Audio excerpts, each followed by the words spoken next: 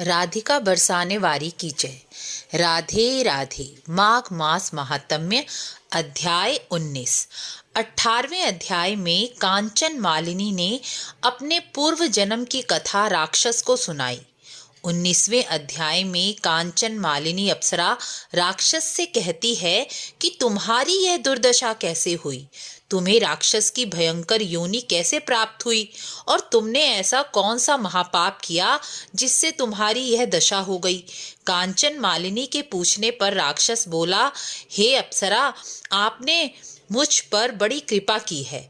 आपके बताए मार्ग से मेरे पापों का नाश हो जाएगा, ऐसा मुझे लगता है।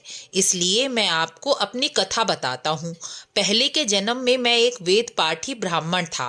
काशी नगरी में जन्म हुआ था, इसलिए उत्तम ब्राह्मण समझा जाता था।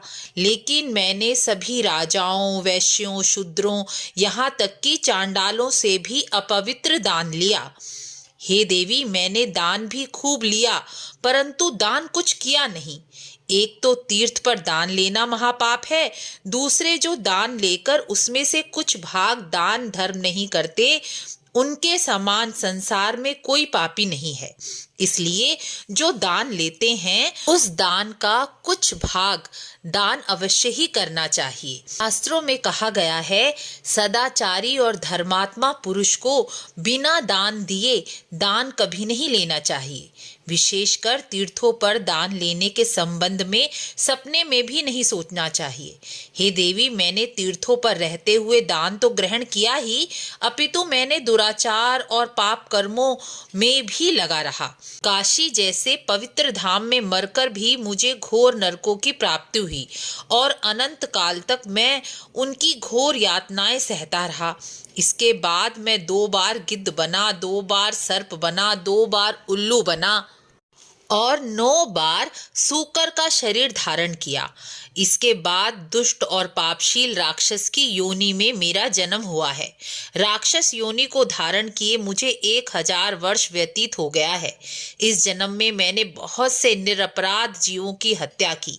इस घोर पाप से मेरा मन भस्मीभूत हो जाता है, परंतु आपके दर्शन से और इस अमृत रूपी जल के छिड़काव से मेरे मन को शांति मिली। इसलिए विद्वान लोग सदैव सत्संग की महिमा का अधिक बखान करते हैं। आपके माघ स्नान महात्म्य बताने से मेरे मन को सुख मिला।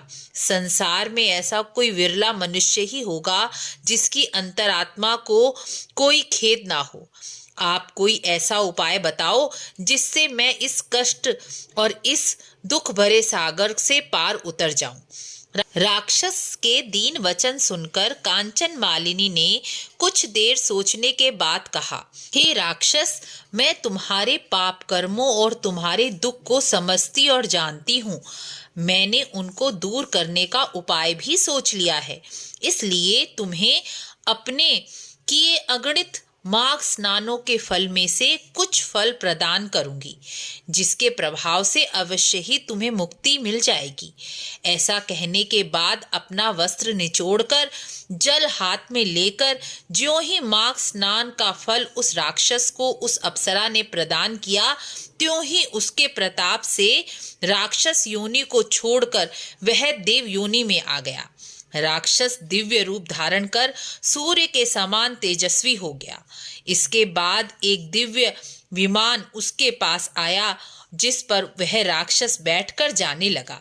तो चलते समय उसने अप्सरा को हाथ जोड़कर प्रणाम किया और बोला, हे माता, आपने मुझे इस दुख रूपी समुद्र से बाहर निकाल दिया है, मेरा उद्धार किया है। इस प्रकार 19वां अध्याय पूर्ण हुआ। मिलते हैं अगली वीडियो में। राधे राधे।